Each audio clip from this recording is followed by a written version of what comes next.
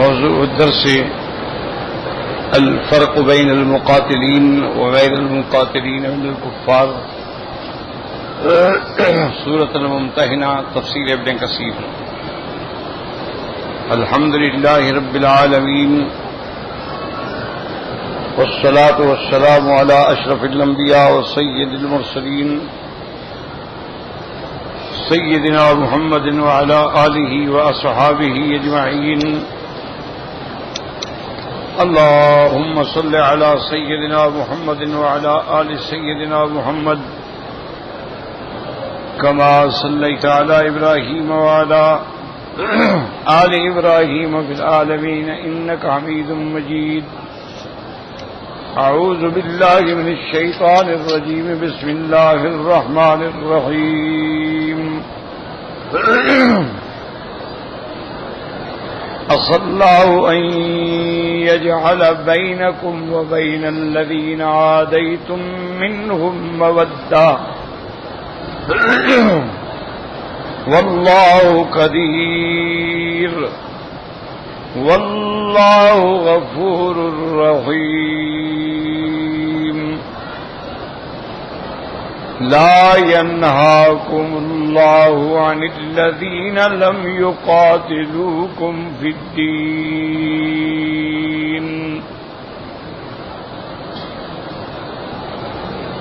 ولم يخرجوكم من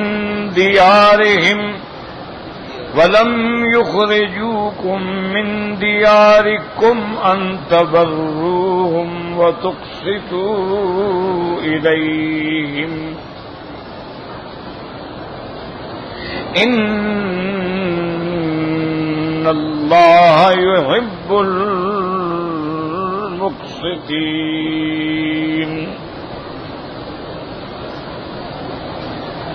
إنما ينهاكم الله عن الذين قاتلوكم في الدين وأخرجوكم من دياركم وظاهروا على إخراجكم أن تولوهم، ومن يتولهم فأولئك هم الظالمون۔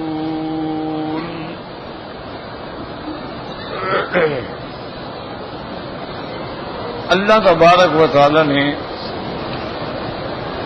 کلام مقدس میں ان آیات مبارکہ میں سابقہ احکام کے بعد ایک حکم جدید فرمایا۔ پہلا حکم یہ تھا کہ اللہ نے ہمیں منع کیا کہ کبھی میرے دشمنوں کو اور اپنے دشمنوں کو یعنی کافروں کو کبھی اپنا دوست نہ بناؤ، کبھی ان کے ساتھ قلبی مودت نہ رکھو۔ یہ اللہ کے بھی دشمن ہیں، اللہ کے رسول کے بھی دشمن ہیں، مسلمین کے بھی دشمن ہیں۔ اور پھر آپ ان پہ جتنی محبت کا اظہار کریں، ان کو جب موقع ملے گا تو تم پر ظلم کریں۔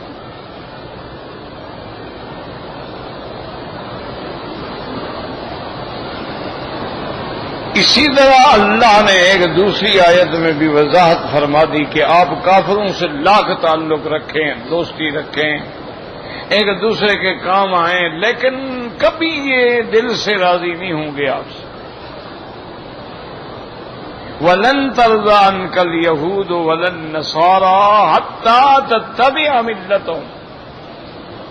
ہاں، یہ ہو سکتا ہے کہ اسلام چھوڑ کے یہودی بن جاؤ، اسلام چھوڑ کے مرتد ہو کے نعوذ باللہ نصرانی بن جاؤ تو پھر شاید تمہارے ساتھ بھی مہربانی کریں۔ اور ان کی تو عداوت کا یہ عالم ہے کہ اب دیکھیں یہودی ہے، وہ کوئی ان کے دین میں داخل ہو کے یہودی بننا چاہے تو نہیں قبول کر سکتے۔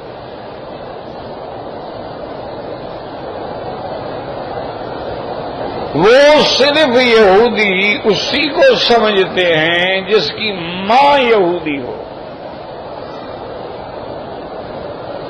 وہ نسبت باپ کی بھی نہیں مانتے ہیں.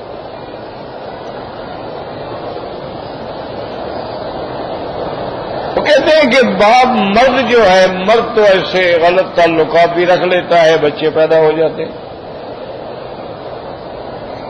لیکن ماں ہے، غلط ہو یا صحیح ہو، اس نے تو 9 مہینے تک بچے کو پیٹ میں رکھنا ہے، دودھ پلانا ہے، تو اس کا جو اثر ہوتا ہے وہ زیادہ ہوتا ہے.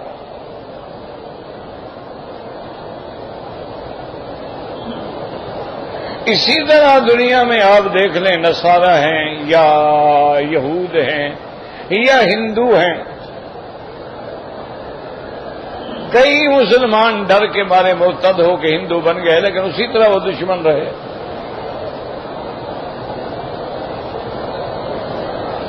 کتنے مسلمانوں نے اپنے دین کو نعوذ باللہ تبدیل کر ڈالا. جیسے اکبر بادشاہ گزرا ہے جس نے دین اکبری ایجاد کیا، اس نے کتنے یعنی تعلقات رکھے تھے ہندوؤں سے بھی، سکھوں سے بھی، ہر مذہب سے بھی. وہ کہتا تھا کہ وحدت الادیان، سب دین ایک ہیں.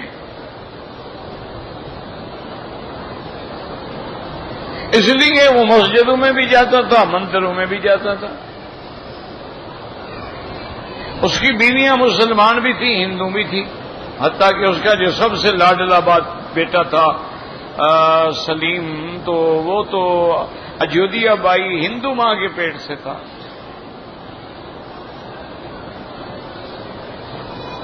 لیکن جب ان کو موقع ملا پھر انہوں نے کوئی رحم کیا مسلمانوں کا.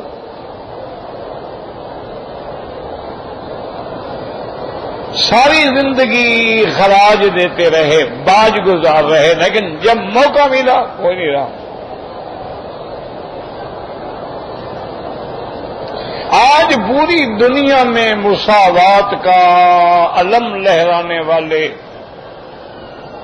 مساوات کے چیمپئن جو بنے ہوئے ہیں کہ جی آزادی آزادی آزادی، ہر بندے کو اظہار رائے کی آزادی ہے، ہر بندے کو اپنے مذہب اختیار کرنے کی آزادی ہے.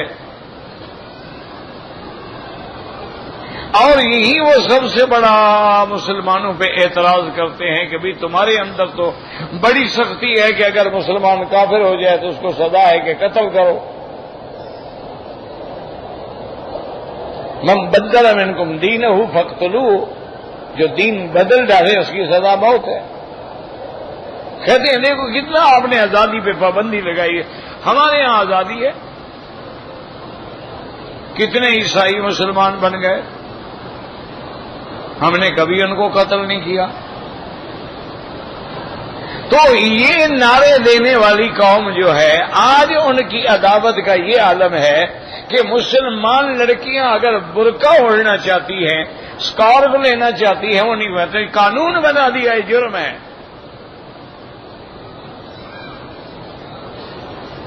بھائی آزادی ہے، تمہیں اگر کپڑے اتارنے کی آزادی ہے تو ایک لڑکی کو کپڑے پہننے کی بھی آزادی دو.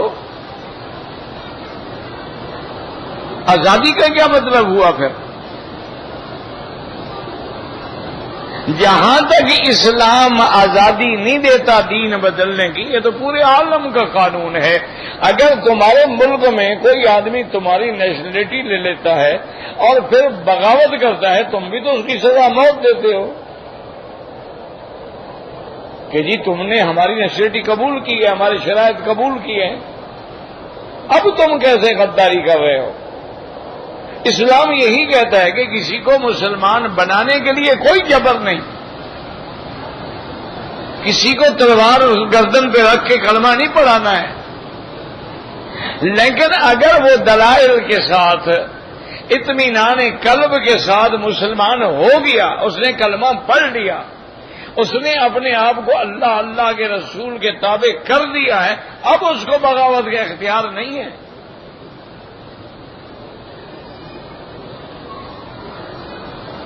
یہ اسی طرح لوگوں کو محض دھوکہ دیتے ہیں.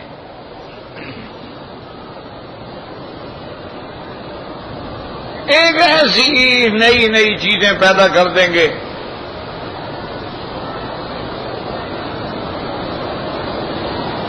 کہ دیکھو جی یہ کیسے مسلمان ہیں، ان میں کتنے فرقے ہیں، کتنے جماعتیں ہیں، کتنی پارٹیاں ہیں، یہ کیسے مسلمان ہیں؟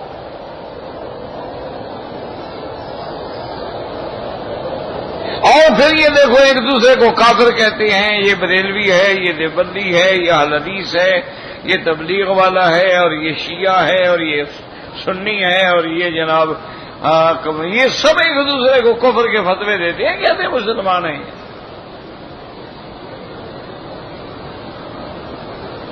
تو یہ تانا دینے والے یہ بھول جاتے ہیں کہ بریلوی ہو یا دیوبندی ہو یا اہل حدیث ہو، اللہ کا قرآن تو نہیں بدلا، تم نے تو انجیل بدل ڈالے، 4 انجیل ہیں تمہارے، تم کس منہ سے ہم پر اعتراض کرتے ہو؟ تمہارے تو 4 اناجیل ہیں، انجیل یوحنا الگ ہے، انجیل لوقا الگ ہے، انجیل مرکس الگ ہے، تم نے تو اللہ کی کتاب کو ہی بدل ڈالا ہے۔ تمہارے اندر بھی یہ کیتھولک ہے، یہ پروٹسٹنٹ ہے، تمہارے اندر بھی عیسیٰ علیہ السلام کو یہ خدا ماننے والے ہیں، یہ بیٹا ماننے والے ہیں، یہ تثلیث والے ہیں، تم نے کیسے فرقے بنا ڈالے؟ تو یہ صرف مسلمانوں کو چھیڑنے کے لیے باتیں ہوتی ہیں، ان میں حقیقت کوئی نہیں ہوتی۔ حالانکہ یاد رکھیں جتنے مسلمان ہونے کے اندر جماعتیں ہیں ان میں فروعی مسائل پہ اختلاف ہے، اصول پہ کوئی اختلاف نہیں۔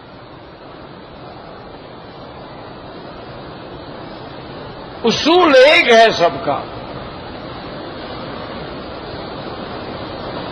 مثلا اللہ نے حج فرض کیا، سب مانتے ہیں، عمرہ ہے، سب مانتے ہیں، رمضان المبارک کے روزے رکھنے ہیں، سب مانتے ہیں، سال میں ایک دفعہ زکوٰۃ دینی ہے، سب مانتے ہیں، اپنی پیداوار کا عشر نکالنا ہے، سب مانتے ہیں،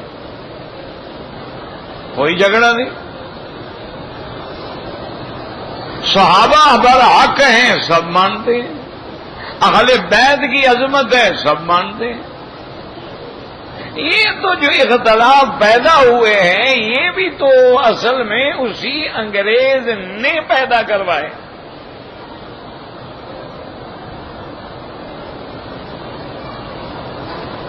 ورنہ یعنی سرکار دو عالم کے زمانے سے صلی اللہ علیہ وسلم 1200 سال تک کبھی ان مسئلوں پہ نہ لڑائی ہوئی، نہ کتابیں لکھی گئی، نہ جھگڑے ہوئے۔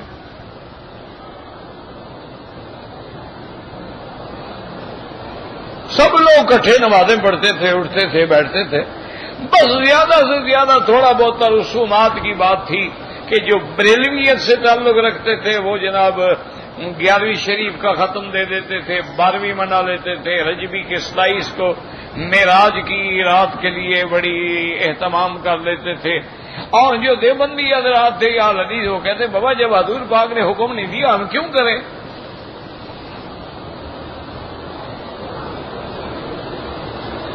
اور پھر دین حضور کے زمانے میں مکمل ہو گیا، تو اگر یہ 11ویں 12ویں دین ہے تو پھر تو حضور کو بتانا چاہیے تھا، ورنہ دین مکمل کیسے ہوا؟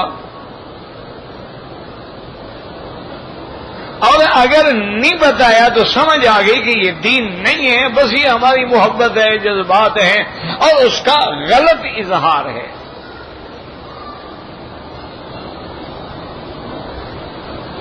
اب دیکھو نا ایک آدمی کو حضور صلی اللہ علیہ وسلم سے درود شریف سے محبت ہو، اللہ ہم سب کو نصیب کرے۔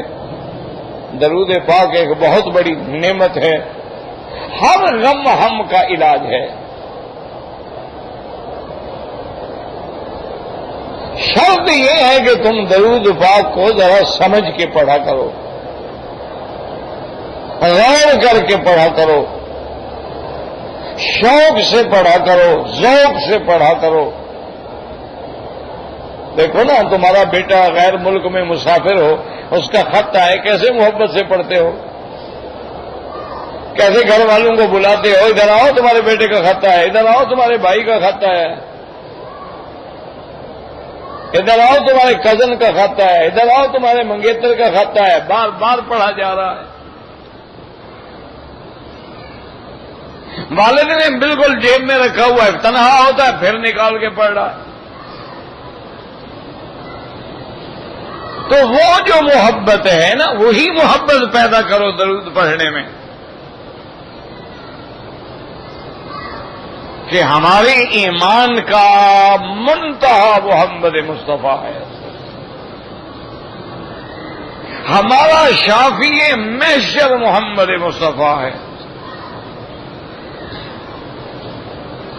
جس پر ایمان لانا اتنا ضروری ہے جیسے اللہ کی توحید پہ ایمان لانا ہے.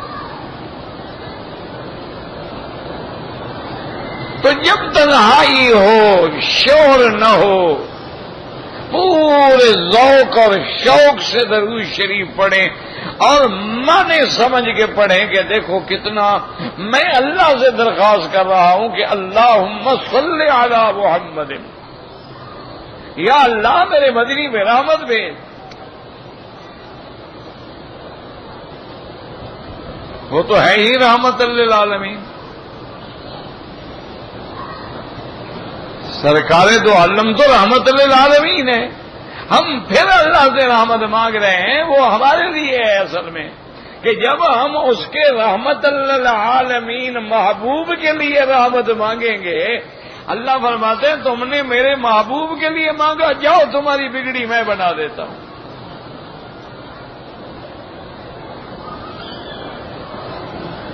اسی سے کام بنتے ہیں. اسی لیے جتنے بڑے بڑے اولیاء اللہ گزرے ہیں، مختلف سلاسل سے ان کے تعلق تھے.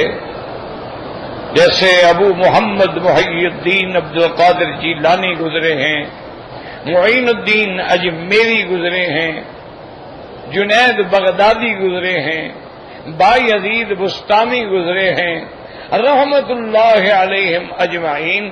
ان سب کے افکار کا خلاصہ یہ ہے، وہ کہتے ہیں ہمیں جو کچھ ملا ہے یا کلمہ توحید سے ملا ہے یا محمد مصطفیٰ پہ درود پڑھنے سے ملا.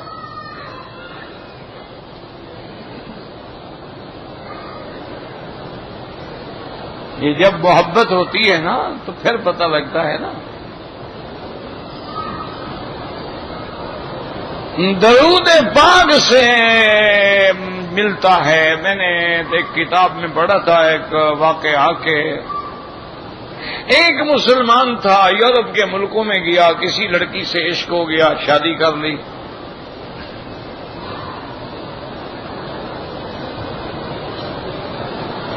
اس لڑکی کا وہاں ریسٹورینٹ تھا، ہوٹل چلاتی تھی. کچھ عرصے کے بعد اللہ نے مہربانی کی، لڑکی بھی مسلمان ہو گئی.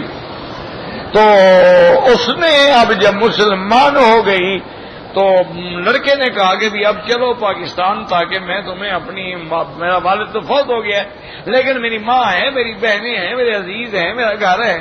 میں کہا چلو. بہرحال وہ آ گئے، سب ان کو ملے. ماں تھی آخر بیچاری، انہوں نے کہا بیٹا میرے اپنے خیالات تھے، چلو جو اللہ کو منظور تھا ہو گیا. جب تم نے شادی بھی کر لی اور اسے اسلام بھی قبول کر لیا تو اب تو یہ بے وفائی ہے کہ آدمی اسے دھوکہ دے. انہوں نے قبول کیا، گھر میں بٹھایا. جب کھانا اس کی ماں پکا کے سامنے رکھے تو وہ اپنے خاوند سے کہے کہ بھی اس کھانے میں جو لذت ہے وہ ہمارے کھانوں میں کیوں نہیں ہے. حالانکہ ہمارے ہاں فوڈ لاز جو ہیں بڑے سخت ہوتے ہیں. یورپ میں فوڈ لاز بڑے سخت ہوتے ہیں. بڑے بڑے جو 5 اسٹار 7 اسٹار ہوٹل ہوتے ہیں وہاں جو کھانے بنتے ہیں نا 6 گھنٹے کے اندر اگر سرو نہ ہو تو ان کو پھینک دیا جاتا ہے. کہتے بھی خطرہ ہے فوڈ پوائزن نہ ہو جائے. انہوں نے کہا ہمارے یہاں اتنی صفائی ہے، ہمارے ایسے چمکتے ہوئے کچن ہیں، پھر ہمارے یہاں ساری چیز اوون ہے، ان پہ پکتی ہے، نہ دھواں ہے نہ لکڑی ہے نہ کچھ ہے. یہاں بیچاری سارا دن لکڑیاں جلاتی ہیں، دھواں بھی اسی میں جا رہا ہے اور گرد و غبار بھی ہے، لیکن کھانے میں جو لذت ہے وہ ہمارے کھانے میں کیوں نہیں.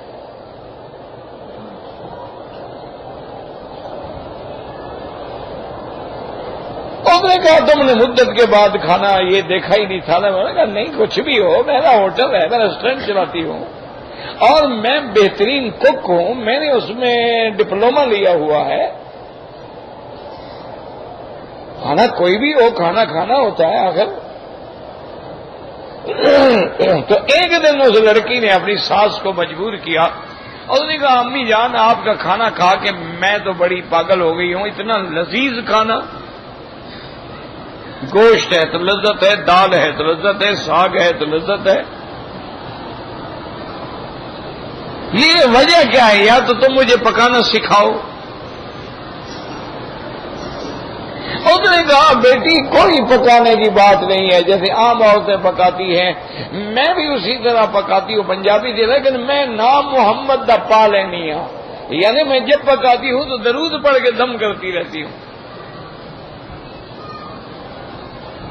بس نے کہا بیٹی یہی ایک بات ہے اور تو مجھے کوئی پتہ نہیں، میں رتی آتی اور تو آتا جاتا مجھے ہے کچھ نہیں، نہ تعلیم ہے، لیکن میں آٹا گوندتی ہوں تو درود پڑھتی ہوں، سالن چڑھاتی ہوں درود پڑھتی ہوں، اس میں تڑکا لگانا ہے درود پڑھتی ہوں،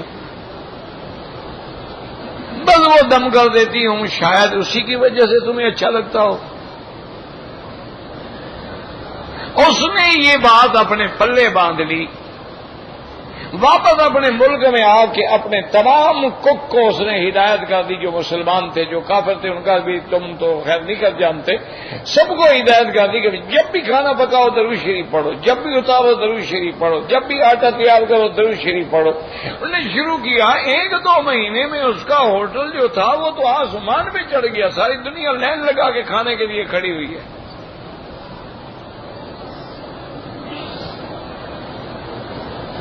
جتنے مقابلے پہ ریسٹورینٹ تھے سارے فیل ہو گئے، وہاں کھانے کو کوئی نہ جائے، یہاں لائن میں لوگ کھڑے ہیں. آخر وہ ہوٹلوں والے آئے اس لڑکی کے پاس، بھئی آپ لوگوں نے کیا کوئی نیا آئٹم ایجاد کیا ہے، کیا چیز ہے؟ اس نے کہا ہاں میں مسلمان ہو گئی ہوں اور میری ساس نے مجھے ایک کلام بتائی ہے، وہ پڑھ کے میں دم کر دو تو کھانے میں اللہ لذت پیدا فرما دیتے ہیں. تو انہوں نے کہا ہمیں بھی سکھاؤ. ہو جائے گا تو مسلمان پڑھتے. انہوں نے کہا ہمارا تو روزگار ختم ہو گیا، ہم تو کلمہ پڑھنے کے لیے تیار ہیں. تو درود پاک کی برکت سے کتنے لوگ تھے جو مسلمان ہو گئے.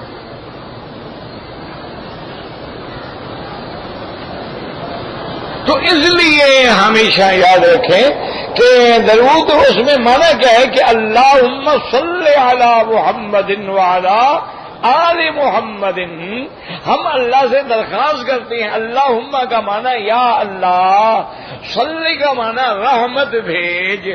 اللہ کی طرف سے جب صلوات ہو رحمت ہوتی ہے اور ملائکہ کی طرف سے ہو تو وہ دعا ہوتی ہے، اور ہم جب اپنے لیے کہتے ہیں تو اللہ سے طلب بخشش ہوتی ہے کہ یا اللہ آپ اپنے محبوب رحمتیں دو جہاں پہ رحمتیں بھیج، متواتر رحمتیں بھیج، رحمتیں خاصہ نازل فرما.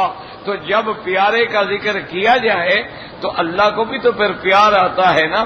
وہ کہتے ہیں اچھا میرے بندے میرے محبوب سے پیار کر رہے ہو اور پھر مجھ سے درخواست کر رہے ہو کہ میں رحمت بھیجوں چونکہ تم اس قابل نہیں ہو. تو اللہ نے فرماتے ہیں میرا مدنی تو مجسمہ رحمت ہے لیکن ہم تمہاری بگڑی بھی بناتے ہیں. اور یہ بات مولویوں کی حدیث میں ہے، حضور نے فرمایا اذن یکفیک ہمک و غمک، اگر تم صرف درود شریف پڑھتے رہو تو تیرے سارے ہم غم جو ہیں مٹ جائیں.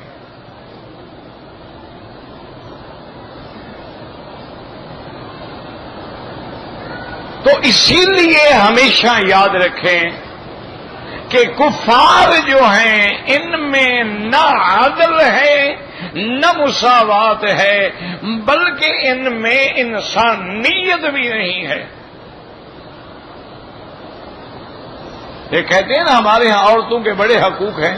ایک دفعہ میں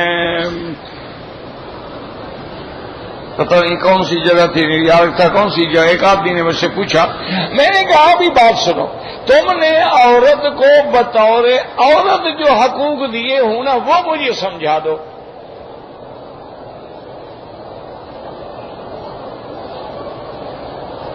اس کو بات سمجھ نہ آئے، میں نے کہا یار تو عورت جو ہے اس کو بطور عورت حقوق دیں گے نا، تم نے عورت کو جو بطور عورت حقوق دیے وہ ذرا مجھے بتلا دو۔ انہوں نے کہا جی کیا مطلب؟ میں نے کہا تم نے اگر اس کو ٹرک ڈرائیور بنا دیے تو مرد بنا کے حق دے رہے ہو نا، عورت تو نہیں رہنے دیا اس کو۔ تم نے فوج میں اس کو بھرتی کر دیا ہے جہاں ہر وقت اس کی عزت بھی خطرے میں ہے، اور وہ بیچاری وردی پہن کے اور اسلحہ لٹکا کے اور پیچھے کٹ لگا کے بھاگ رہی ہے۔ تم تو جو کچھ دے رہے اس کو مرد بنا کے دے رہے ہو نا، عورت بنا کے تم نے کیا دیا ہے؟ تم اس کو کرکٹ کا کھلاڑی بنا دیتے ہو، تم اس کو ہاکی سکھلا دیتے ہو، تو مرد بنا رہے ہو نا۔ اسلام نے جو اس کو حق دیا ہے وہ عورت بنا کے دیا ہے کہ تمہاری داخلی سلطنت ہے، تم اس گھر کی ملکہ ہو، تم نے اس کے اندر محفوظ رہنا ہے، نہ تیری جلد پہ سورج کی شعائیں پڑے کہ جلد خراب ہو جائے، نہ غیروں کی نظر پڑے کہ تیری نیت خراب ہو جائے، تیری ہر لحاظ سے حفاظت کرنی ہے۔ پہلے تیرے ماں باپ کی ذمہ داری ہے، اس کے بعد تیرے شوہر کی ذمہ داری ہے، تیرا خرچہ، تیرا نفقہ، تیری عزت، تیری سب کا محافظ بنے۔ تم تو ملکہ ہو، ملکہ کام تھوڑے کرتی ہے۔ تم بیچارے، تم نے اس کو ملکہ کے بجائے تو لیبر میں کھڑا کر دیا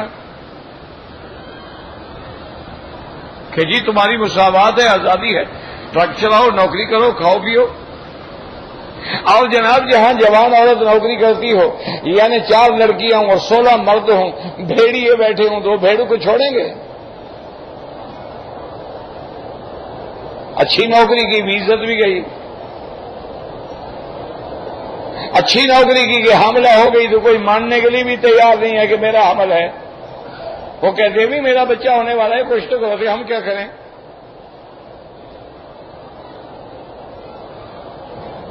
بھائی تم نے میرے ساتھ کہا، ان کا ہم نے کیا کیا؟ تم نے بھی لذت اٹھائی، ہم نے بھی لذت اٹھائی، ابھی عذاب بھگتو، تم جانو، تمہارا کام جانے۔ تو انہوں نے تو کچھ نہیں دیا ہے۔ یہ اسلام کا بھی انصاف دیکھیں، اسلام کہتا ہے کہ جو تمہارے دشمن ہیں، محارب ہیں، قاتل ہیں، تمہیں نکالنے والے ہیں، تم سے جنگ لڑنے والے ہیں، ان سے اللہ نے حکم دیا ہے کہ تعلق نہ رکھو۔ اگر کوئی کافر ہے تم سے کوئی قتال نہیں، کوئی جھگڑا نہیں، کوئی لڑائی نہیں، کبھی اس نے تم کو اپنے مذہب یا دین سے روکا نہیں ہے، تو ان سے تو ہمیں حکم دیتے ہیں، ان کے ساتھ انصاف کرو، ان کی مدد کرو۔ اور جہاں تک سلوک کا تعلق ہے وہ تو کافر ہے تب بھی کرو۔ جیسے کہ ابی سفیان رضی اللہ تعالی عنہ کفر کے زمانے میں مدینہ منورہ تشریف لے آئے، آپ کی بیٹی جو ہے ام حبیبہ رضی اللہ تعالی عنہا، وہ حضور صلی اللہ علیہ وسلم کی بیوی۔ ام حبیبہ کا جو خاوند تھے، جب ہجرت کر کے حبشہ گئیں، اللہ معاف کرے وہ مرتد ہو گیا، دین بدل دیا۔ ام حبیبہ اس کے بعد پھر اکیلی ہو گئیں، بیوہ ہو گئیں، تو سرکار دو عالم نے اس کی ہمدردی کے لیے پیغام بھیجا نجاشی بادشاہ کو کہ میں تمہیں وکیل بناتا ہوں، میرا ام حبیبہ سے نکاح کر دو۔ اسلام کے لیے اس نے گھر چھوڑا، ایک بڑے خاندان کی بیٹی ہے، کہاں بیچاری در در پھرے گی؟ تو حضور کا نکاح ہوا، حضور کی بیوی بن گئی۔ اچھا، اب ابو سفیان آیا تو اس نے جا کے حضور سے پوچھا کہ یا رسول اللہ، میرا ابا آیا ہے ملنے کے لیے اور میں مسلمان ہوں، وہ کافر ہے۔ آپ نے فرمایا میں بیبا کیا کہہ رہی ہو؟ سلی اب آ کے تمہارا باپ ہے، کافر ہے تو کیا ہو گیا؟ اس کے ساتھ سلوک کرو، کھانا پینا، عزت احترام، تمہارا باپ ہے وہ۔ اسی طرح آتا ہے کہ بی بی اسماء بنت ابی بکر صدیق، یہ حضرت بی بی عائشہ کی بہن ہے، دونوں ابو بکر کی بیٹیاں ہیں لیکن دونوں کی مائیں الگ ہیں۔ بی بی عائشہ کی والدہ الگ ہے اور بی بی اسماء کی والدہ الگ ہے۔ بی بی عائشہ کی والدہ مسلمان ہو گئی، بی بی اسما کی والدہ مسلمان نہیں ہوئی۔ وہ کافی عرصے کے بعد مدینہ منورہ میں آئیں اپنی بیٹی کے گھر میں، تو بی بی نے فوراً جا کے حضور سے پوچھا مسئلہ کہ میری ماں آئی ہے اور وہ چاہتی ہے کہ میں اس کی مدد کروں، تو اب میں کیا کروں؟ یہ کافر ہے، وہ تو کافر ہے۔ میں سیدھی میں کہ اپنی ماں کے ساتھ بھلائی کرو، جو چاہتی ہے اس کو دو۔ اسلام کے اندر اندازہ کریں اس رواداری کا کہ کافر ہے لیکن ماں ہے، کافر ہے لیکن باپ ہے، احترام کرو۔ اور ساتھ اللہ نے اپنی قدرت کا ایک نظام بھی بتلا دیا کہ دیکھو جو آج تمہارے دشمن ہیں، میں اس بات میں بھی تو قادر ہوں کل تمہارے دوست بنا دوں۔ عسى الله أن يجعل بينكم وبين الذين عاديتم منهم مودة، قریب ہے کہ اللہ تبارک و تعالی جن کے تمہارے درمیان میں دشمنی تھی، دشمنی کو بدل کے محبت مودت پیدا کر دے۔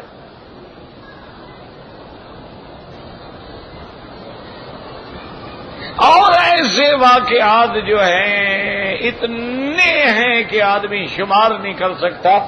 اب دیکھیں کہ حضرت خالد بن الولید رضی اللہ تعالی عنہ کا باپ سب سے بڑا دشمن ہے حضرت محمد مصطفیٰ کا، ولید بن المغیرہ۔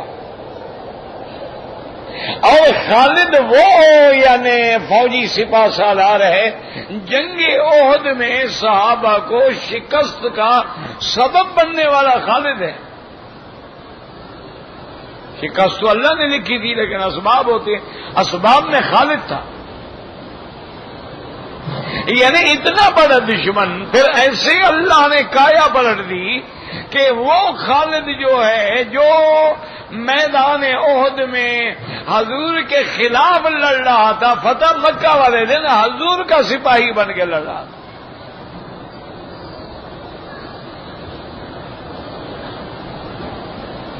ابو سفیان رضی اللہ تعالی عنہ نے جب اسلام قبول کر لیا، انہوں نے کہا کہ یا رسول اللہ صلی اللہ علیہ وسلم میں آپ سے کچھ مانگتا ہوں، آپ مجھے دیں گے؟ فرمایا ہاں مانگو۔ انہوں نے کہا حضور ایک تو آپ مجھے اجازت دیں کہ کفر کے زمانے میں کافروں کا سالار تھا، آپ کو پتا ہے کہ جنگ احد میں سب سے بڑا جو تھا وہ ابو سفیان تھا، جنگ احزاب میں بھی بڑا ابو سفیان۔ تو اب آپ مجھے اجازت دیں کہ اب میں اسلام کا پرچم اٹھا کے اسلام کے لیے لڑوں۔ آپ نے فرمایا اجازت۔ اس روایت میں یہ بھی آتا ہے کہ اس نے کہا کہ میں 3 چیزیں مانگتا ہوں، ایک تو آپ مجھے مسلمانوں کا یعنی سپہ سالار بنائیں، عہدہ دیں تاکہ میں مسلمانوں کی قیادت کر کے جنگ لڑوں، اور دوسرا یہ ہے کہ آپ مجھے اپنے کتابت کا بھی شرف بخشیں کہ جب کچھ لکھنا ہو، میں پڑھا لکھا ہوں تو میں بحیثیت آپ کے کاتب کے بھی کام کروں۔ اور تیسرا اس نے کہا کہ یا رسول اللہ میری بیٹی کو نکاح میں قبول کریں۔ ایک روایت میں یہ 3 چیزوں کا ذکر بھی آتا ہے، لیکن صحیح یہی ہے کہ ام حبیبہ کا نکاح حبشہ سے ہوا تھا، نجاشی نے کیا تھا، اس وقت ابو سفیان راضی نہیں تھا۔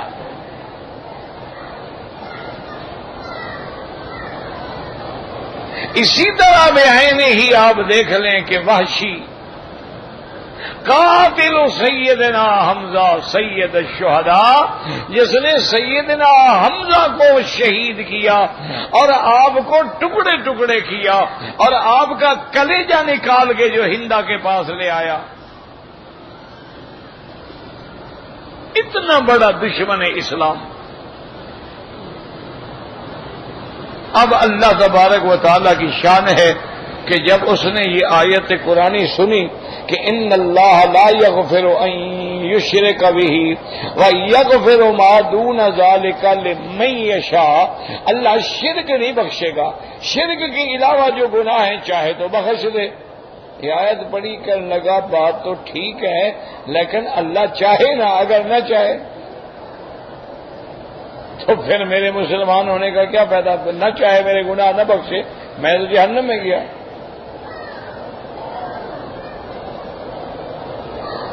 پھر اس نے ایک دفعہ ہے سنی کہ ان تجتنبوا کبائر ما تنہون عنہ نکفر عنکم سیئاتکم، کہ اگر بڑے بڑے گناہوں سے تم بچ جاؤ تو چھوٹے گناہ ہم تمہارے معاف کر دیں گے، بلکہ ان کو نیکی، ان کے بدلے میں نیکی ہم لکھ دیں گے۔ کہنے لگا بھئی آیت تو یہ بھی ٹھیک ہے بڑی، لیکن میں تو سارے کبائر کا مرتکب ہوں، قتل میں نے کیے ہیں، زنا میرے اندر ہے، شراب میرے اندر ہے، تو میں کبائر سے بچوں گا تو گناہ معاف ہوں گے نا، وہ تو میں چھوڑ نہیں سکتا۔ پھر میرے مسلمان ہونے کا کیا فائدہ؟ چند دن گزرے تو اس کو اللہ کے قرآن کی آیت پہنچی کہ اللہ نے اعلان فرمایا ہے کہ یا عبادی الذین اسرفوا علی انفسہم، اے میرے بندے جو اپنے جانوں پہ ظلم کر چکے ہو، لا تقنطوا من رحمت اللہ، میری رحمت سے نا امید نہ ہوں، ان اللہ یغفر الذنوب جميعا انہ هو الغفور الرحیم، اللہ سارے گناہ معاف کر دیں گے۔ کہنے لگا اب بات بن گئی، سیدھا حضور کی خدمت میں آیا اور کہا یا رسول اللہ میں اسلام لانا چاہتا ہوں، اور میں اسلم تسلم کلمہ پڑھ لوں گا۔ جب مسلمان ہو گیا تو حضور نے فرمایا دیکھو واشی، اب تم مسلمان ہو، اب تم اہل جنت ہو، اب تم میرے صحابی ہو، بس ایک میری ذاتی ایک خیال ہے، اگر تم کو گراں نہ گزرے تو تم کچھ عرصہ جو ہے نا میرے سامنے نہ بیٹھا کرو، ذرا پیچھے بیٹھ جایا کرو، کیوں فطری بات ہے جب میں تمہیں دیکھتا ہوں تو مجھے اپنے چچا سیدنا حمزہ رضی اللہ عنہ کی شہادت کا منظر سامنے آ جاتا، تو مجھے تکلیف ہوتی ہے اور کچھ نہیں، بس سامنے ذرا کم عرصہ تھا کہ آہستہ آہستہ قوت برداشت پیدا ہو جائے۔ وہ کھڑا ہو گیا، اس نے کہا یا رسول اللہ میرے دیکھنے سے آپ کو تکلیف ہوتی ہے، میں کبھی سامنے نہیں آؤں گا۔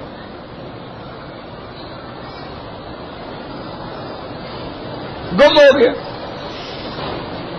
اچھا کسی کو بھی پتہ نہیں کہاں گیا۔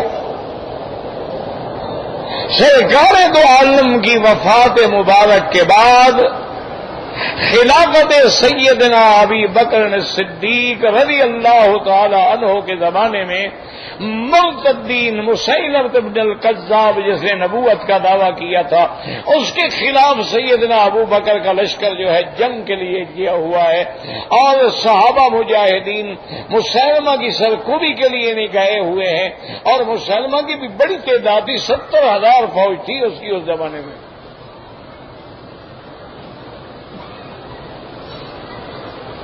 صحابہ فرماتی ہیں کہ صفیں بن گئی تھی،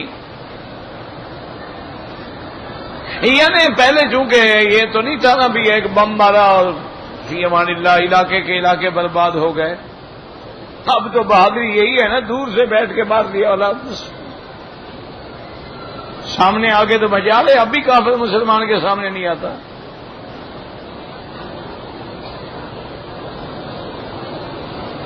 ایک ایٹم میں مارا 80 لاکھ آدمی ختم، یہ لڑائی ہے؟ ایک لنگڑے لولے کسی کو جہاز میں بٹھا دے جا کے بم گرا دے، کون سی بہادری ہے جی؟ 80 لاکھ بندہ مر گیا۔ تو کہتے ہیں صحابہ یہ ہوتا تھا کہ صفیں بن جاتی تھی، پھر مبارزت ہوتی تھی، میدان میں مجاہد نکلتے تھے، کافروں سے بھی بڑے بڑے نکلتے تھے، وہ آپس میں دو کا مقابلہ، باقی سب کھڑے رہتے تھے، پھر اور نکلتا، پھر اور حتیٰ کہ جب آگ بھڑک جاتی تو ایک دوسرے میں گتھم گتھا ہو جاتا۔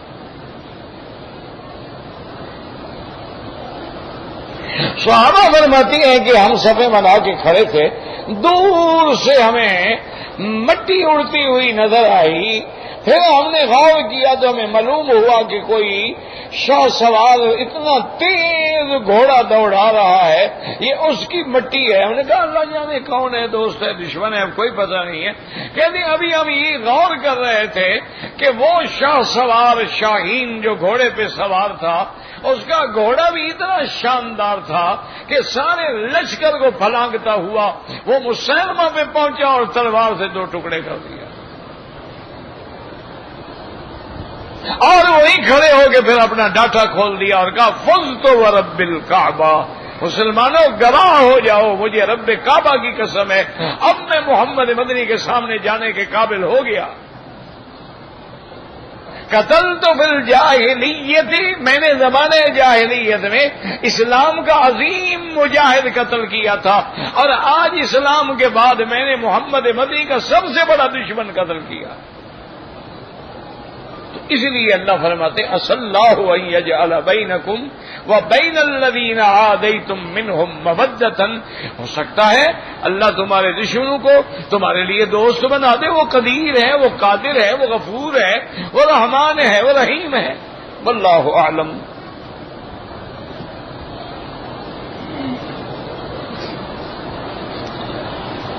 اپنے والد کے لیے طواف کر سکتے ہیں، چھوٹے بچوں کے لیے دعا کیا کرو، کوئی حکم نہیں کہ چھوٹے بچوں کے لیے طواف کرو، طواف اپنے لیے کرو، اس کے بعد دعا مانگو اللہ ہمارے بچوں کو ہدایت دے، ہر مسلمان کے بچوں کو ہدایت دے، صالح بنا۔ اگر میں نے طواف وہ نکال دیا ہوگا کسی حاجی صاحب نے،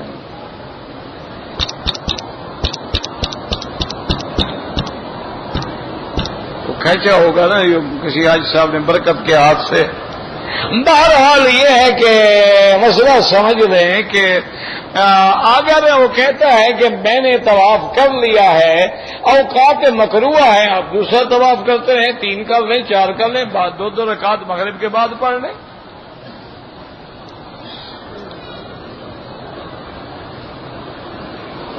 کہتے ہیں جی کہ کوئی آدمی اپنی بیوی کے اعضائے مخصوصہ کو بوسہ دے سکتا ہے؟ بالکل ضرور دیں جناب، بڑی قیمتی جگہ ہے،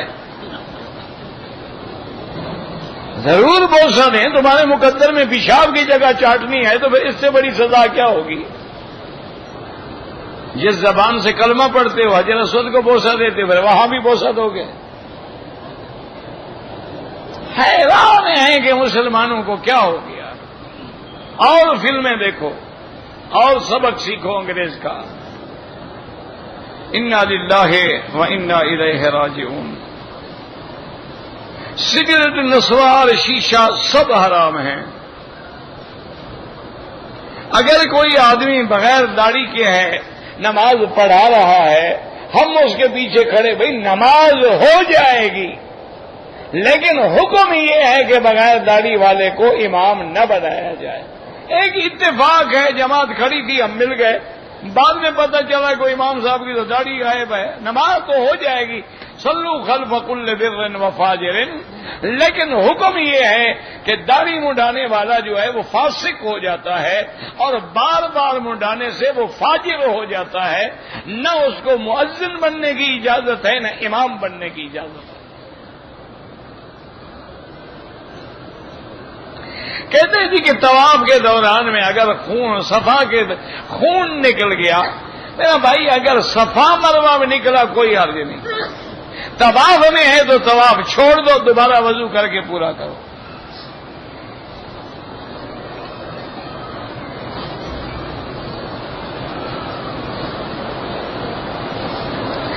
تبرک کے طور پر حضور صلی اللہ علیہ وسلم اور صحابہ سے عقیدت رکھنا، برکت حاصل کرنے کی نیت سے جانا، کیا مطلب ہے؟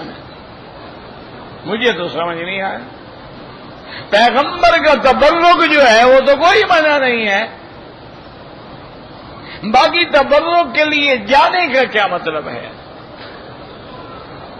کسی صحابی کی قبر کے لیے آپ سفر نہیں کر سکتے؟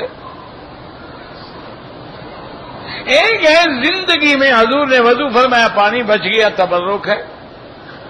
حضور پاک نے کسی چیز کو ہاتھ لگا دیا، تبرک ہے۔ بچے کے سر پہ ہاتھ پھیر دیا، تبرک ہے۔ حضرت علی کی آنکھوں پہ ہاتھ پھیر دیا تبرک ہے، وہ تو جائز ہے، تبرک بآثار الصالحین، امام بخاری نے باب باندھا ہے۔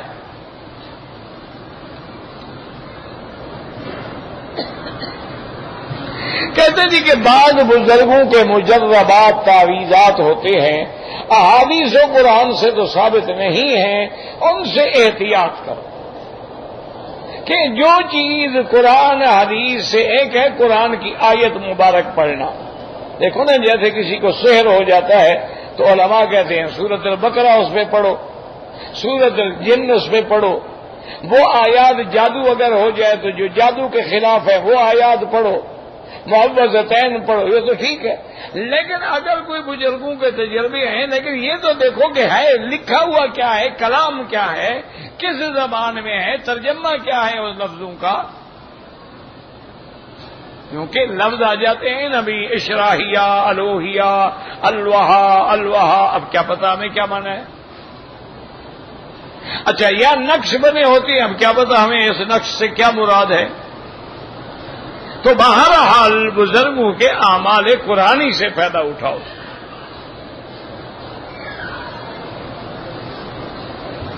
اگر کوئی لوگ عمرے پہ آئے ہوئے ہیں، دوبارہ عمرہ کرنا چاہیں، بالکل مسجد عائشہ سے کر سکتے ہیں، جیرانہ سے کر سکتے ہیں، جدے سے کر سکتے ہیں، عرفات سے کر سکتے ہیں، یعنی حد حرم کے باہر جا کے احرام باندھ کے عمرہ کر سکتے ہیں۔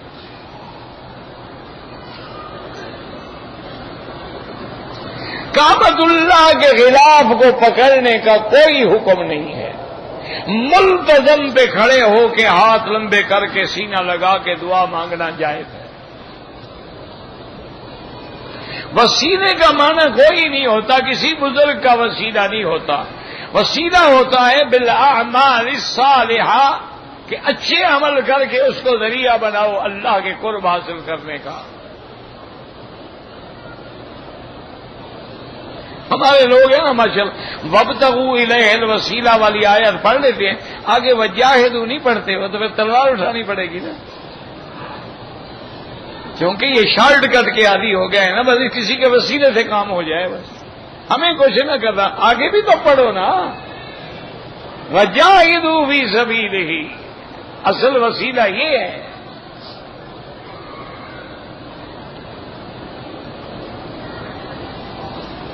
ہمارے ملک میں بہت بڑی تعداد ہے جو حضور کو حاضر ناظر سمجھتے ہیں، ان کے لیے دعا کرو اللہ ہدایت دے۔ شریعت کے مسئلے میں جو اللہ کے نبی کو ہر جگہ حاضر ناظر مانے وہ کافر ہو جاتا ہے۔ اللہ کا پیغمبر ہر جگہ حاضر ناظر نہیں ہوتا۔ اگر اللہ کا پیغمبر ہر جگہ موجود بھی ہے، دیکھنے والا بھی ہے، تو پھر معراج کا کیا مطلب؟ پھر ہجرت فرمانے کا کیا مطلب؟ پھر حضور حج پہ کیوں تشریف لائے، ہر جگہ موجود ہے؟ پھر یہ کیا مطلب ہے کہ مینا پہ تشریف لے گئے تو، اور جب آپ مینا گئے تو مکے میں نہیں تھے، جب آپ عرفات گئے تو مینا میں نہیں تھے، پھر حاضر ناظر کا کیا معنی ہوا؟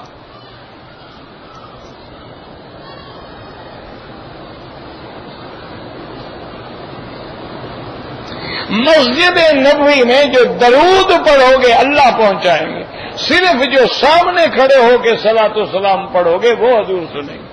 جیسے زندگی میں ہوتا ہے، زندگی میں بھی آپ دور سے آپ بات کریں وہ نہیں سنتے، قریب ہیں تو وہ سنیں گے۔ یہ تو وہی مسئلہ ہے، کوئی نیا مسئلہ تو نہیں ہے۔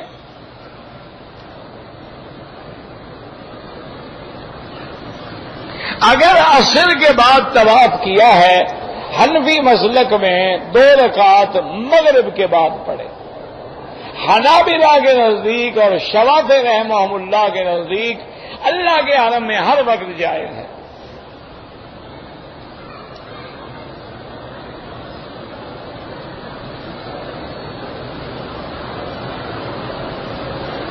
مجھے تو سمجھ نہیں آیا میرا بھائی، میں نے تو آپ سے کہا تھا، آپ نے وعدے کے مطابق وہ حدیث نہیں لکھی کہ جو رفع یدین نہ کریں ان کی نماز نہیں ہوتی، وہ حدیث مجھے دکھا دو، میں تمہارے ساتھ ہوں، میں کل کروں گا۔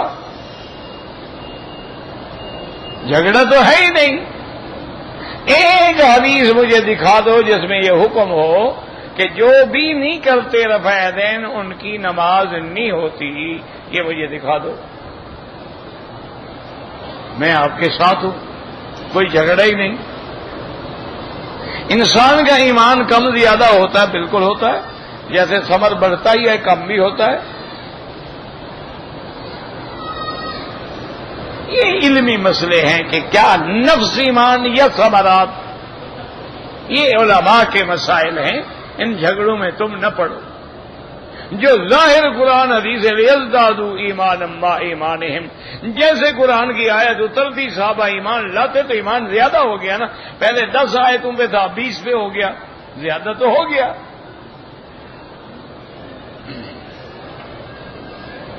میں داڑھی رکھنا چاہتا ہوں، اللہ نصیب کرے.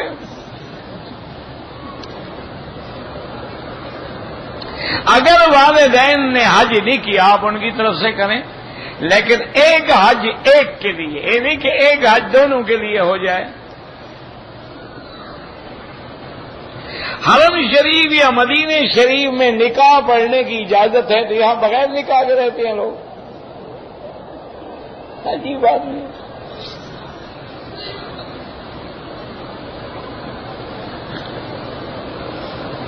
کہتے جی کہ اگر ہم نماز پڑھ رہے ہیں پلیٹ فارم پر اور گاڑی چل پڑے، آپ نماز توڑ سکتے ہیں. کوشش یہ کیا کریں کہ ٹائم معلوم کریں کہ کیا میں پڑھ لوں گا، پھر نیچے اتر کے پڑھیں. اگر یہ تسلی نہیں ہے تو اندر پڑھیں کھڑے ہو کر. ایک سفر میں کتنے عمرے کریں، جتنا مرضی آئے، جتنے طواف کریں، جتنا عمر. اصل یہ دیکھا جاتا ہے کہ جو کام ہم کر رہے ہیں وہ قرآن حدیث سے ثابت ہے کہ نہیں. ثابت ہے پھر ہم. اب حضور پاک نے ایک دن میں 10 طواف کبھی نہیں کیے. اگر ہم 10 طواف کریں کوئی منع نہیں.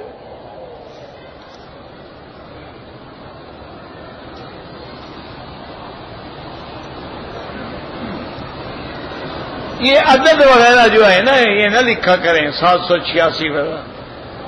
شیعہ جو ہے حضرت ابو بکر حضرت عمر کے کیوں خلاف ہیں؟ دشمنوں نے سازشیں کر کے ان کے دماغ میں ڈالا تھا کہ اہل بیت کے مخالف ہیں. داڑھی پہ مہندی لگانا جائز ہے، بالکل جائز ہے. اگر ہم کسی پر آیات دم کریں تو اس کی اجرت لینا جائز ہے، بالکل جائز ہے.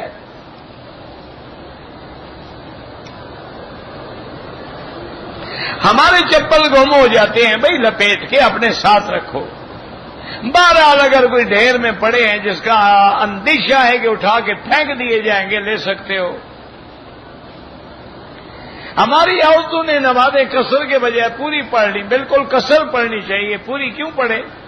امام کے پیچھے ہے تو پوری پڑھیں، علیحدہ پڑھیں تو قصر پڑھیں. مہر نبوت حضور کے لیے خاص تھی.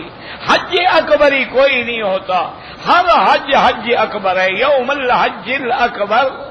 یہ غلط عقیدہ ہے کہ جمعہ کے دن حج اکبری ہوتا ہے اور آگے پیچھے چھوٹا ہو جاتا ہے. ماء زمزم سے وضو کریں جائز ہے. شخص یعمل فی محل بیع الساعات تاکہ الساعات من السین مکتوب علیہا صنع السویسریہ او یابانیہ وهو یعلم انها ساعات سینیہ واذا بین للمشتری لازم یبین للمشتری لما لان فی الشرع الخداع بالبیع لا يجوز.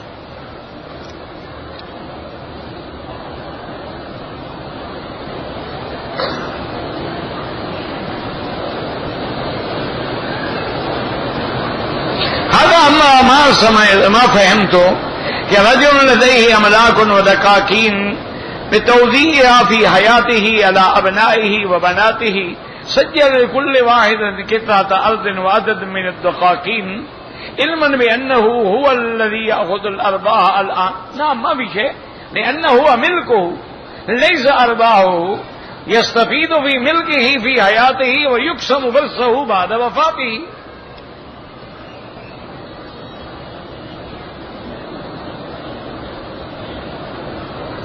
کہتے ہیں جی کہ انٹرنیٹ پہ کافروں کا سوال یہ ہے کہ مسلمانوں نے تو خدا کو دیکھا نہیں ہے، لیکن مسلمان جو ہیں عقیدہ رکھتے ہیں کہ خدا جو ہے وہ عورت نہیں ہے بلکہ ذکر ہے.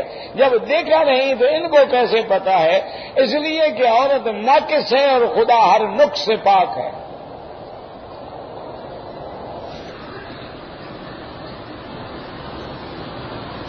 عورت کو تو حیض آتا ہے، پھر کیا کہیں گے بھگوان کو حیض آ گیا؟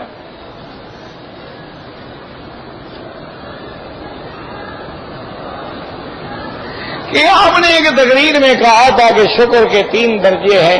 پہلا ہے ایمان، دوسرا ہے کہ اپنے اعضاء کو اللہ کی فرما برداری میں لگاؤ، تیسرا ہے کہ زبان سے شکر کرو.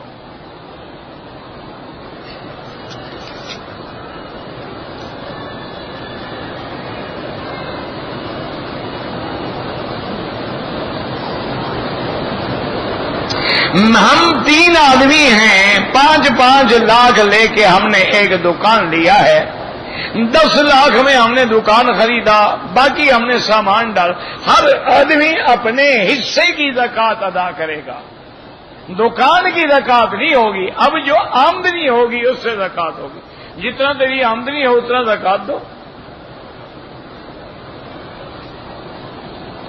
سال گزر جائے 2.5% دے دو. کہتے ہیں جی کہ بعض کہتے ہیں کہ حنفی کہتے ہیں کہ ہم خدا کو دیکھ رہے ہوتے ہیں. خدا کو تو کوئی بھی نہیں دیکھ سکتا، عقل کرو. لیکن حدیث یہ ہے کہ جب نماز پڑھو ان تعبد اللہ کأنک تراہ، گویا تم دیکھ رہے ہو.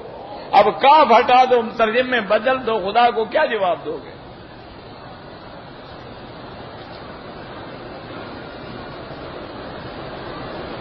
کہتے ہیں ایک وضو سے 40 سال نماز پڑھی، بالکل جھوٹی گھڑی ہوئی باتیں ہیں.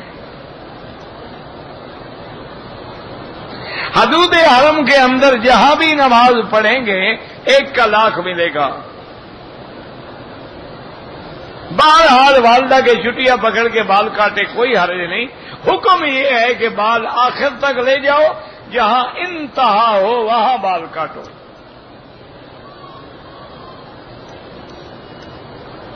اللہ کے انبیاء حیات ہیں لیکن عالم برزخ ہے. ربیع الاول اور رجب شعبان کے مہینوں میں کوئی خاص عبادت کا کوئی حکم حدیث مبارک میں نہیں ہے، نہ روزے کا حکم ہے. ویسے روزہ سنت ہے 13، 14، 15، اسی طرح سوموار اور خمیس. والدین کے لیے عمرہ کریں، طواف کریں، حج کریں. طواف کیا لیکن صفا مروہ نہیں کیا، دم پڑ گیا.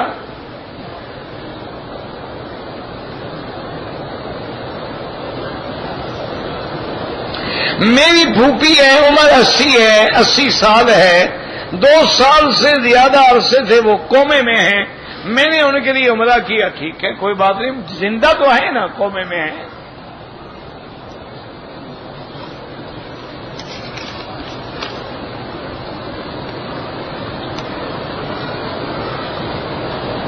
میری 2 بہنیں ہیں، رشتہ نہیں ہو رہا ہے. بہرحال اللہ بچائے، جادو بھی ہوتے ہیں. گھر میں سورۃ البقرہ پڑھو اور ان لڑکیوں کو کہو کہ روزانہ 3 دفعہ سورۃ رحمان پڑھ کے اپنے رشتے کے لیے دعا کریں.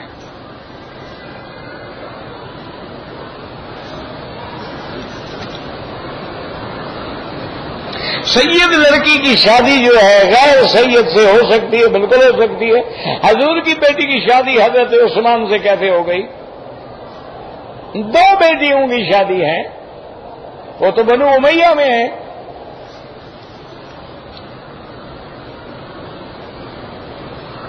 ایک آدمی نے لاہور سے احرام باندھا، مکے میں آنے کے بعد غسل کیا، خوشبو والے صابن سے تو دم پڑ گئی. ایسے پانی بہا دیا گرمی دور کرنے کے لیے، کوئی حرج نہیں.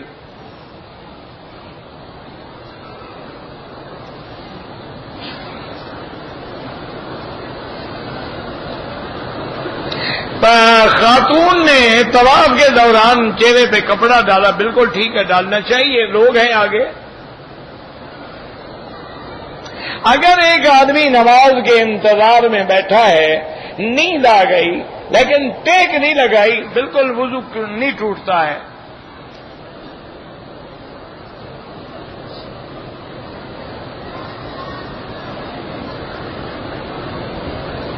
کہتے جی کہ اگر دو حدیثیں ہیں، مثلا ایک حدیث میں ہے کہ فجر کے بعد کوئی نماز نہیں، اور ایک حدیث میں ہے کہ مسجد میں جاؤ تو 2 رکعت پڑھ کے بیٹھو، دونوں پہ عمل کرو نا۔ جب منع کا وقت ہے نہ پڑھو، باقی وقت میں پڑھو، دونوں حدیثوں پہ عمل ہو گیا، ضدین کہاں رہ گئی؟ اللہ کے بس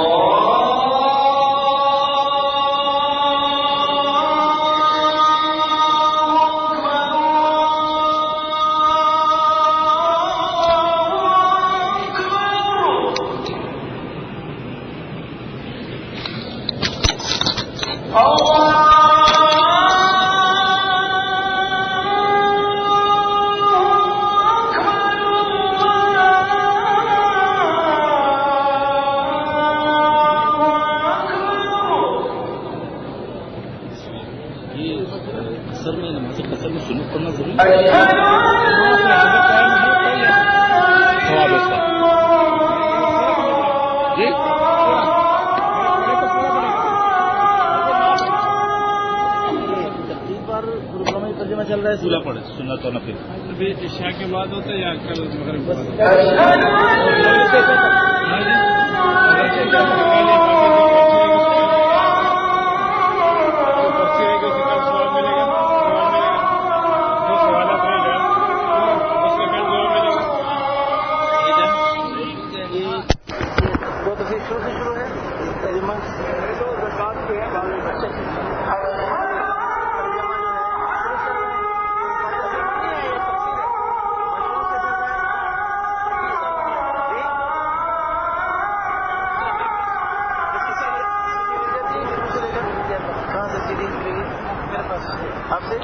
کل یہاں سے اگر آپ کو ملے تو یہاں پہ